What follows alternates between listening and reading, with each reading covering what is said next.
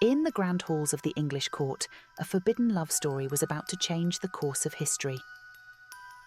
This is the scandalous affair of Henry VIII and Anne Boleyn.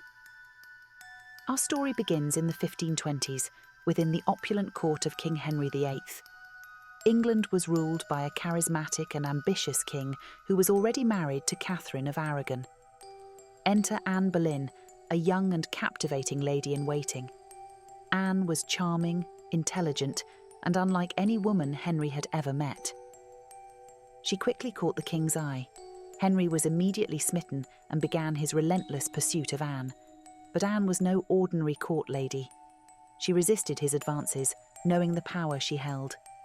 Henry wrote passionate letters to Anne, expressing his love and desperation.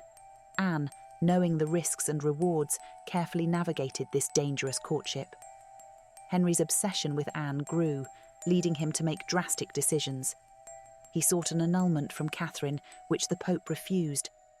Henry then took a bold step, breaking away from the Catholic Church. In 1533, Henry and Anne secretly married. Anne was crowned queen, but their happiness was short-lived. The court and the country were rife with scandal and unrest. Anne gave birth to Elizabeth, but failed to produce a male heir. Henry's affections waned, and Anne's enemies at court plotted her downfall. In 1536, Anne was arrested on charges of treason, adultery, and incest. Anne was found guilty and sentenced to death.